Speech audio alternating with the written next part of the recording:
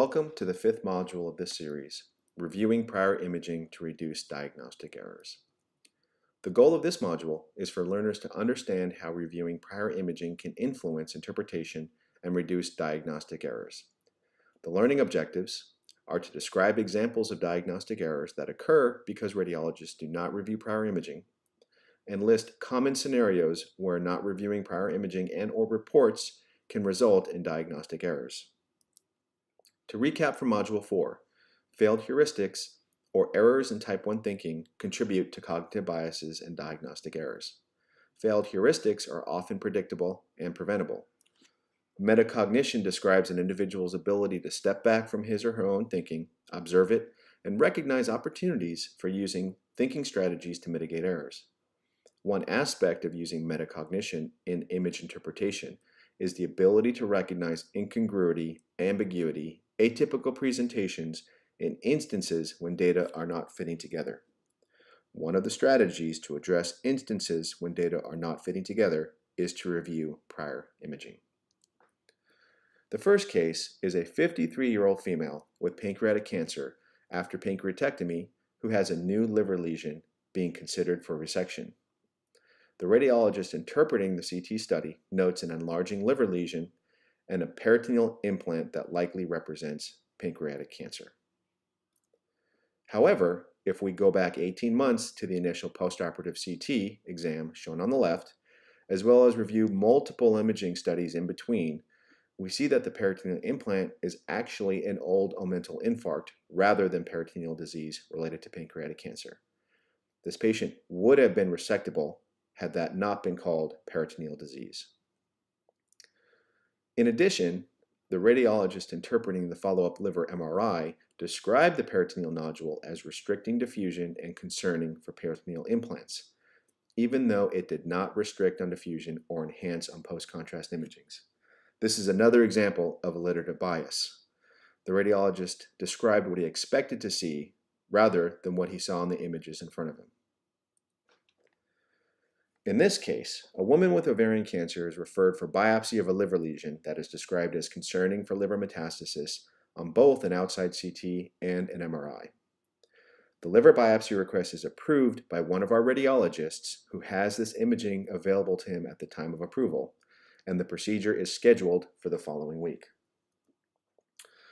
The radiologist performing the procedure looks at the pre-procedural imaging and determines that the lesion is iso-intense on in-phase images and slightly hyperintense on T1 with fat saturation pre-contrast images. He determines that this likely does not represent a metastasis and is more likely to be a hepatocellular lesion such as FNH or adenoma. He cancels the procedure and has a liver MRI with EOVIS performed that shows multiple hepatic adenomas. This is another patient with pancreatic cancer after pancreatectomy. The June CT image on the right from 2018 is interpreted as no evidence of recurrence. But if you directly compare the June 2018 CT images to the December 2017 images, you can see that there is clearly more soft tissue adjacent to the common hepatic, celiac, and splenic arteries. This is one of the most common locations for pancreatic cancer recurrence.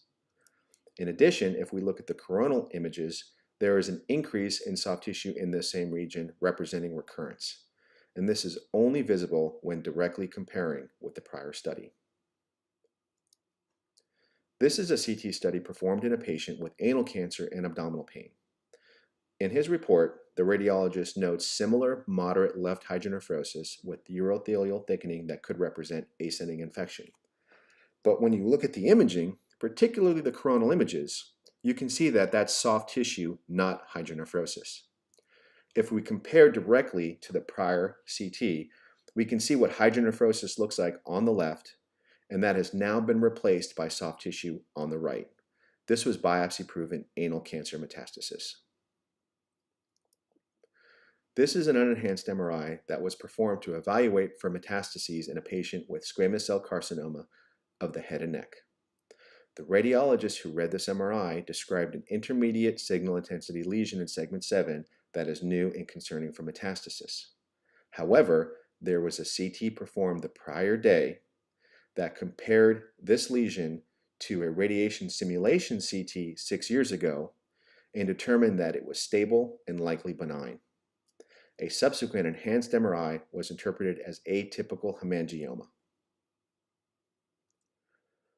This is a chest CT performed for a new pleural effusion.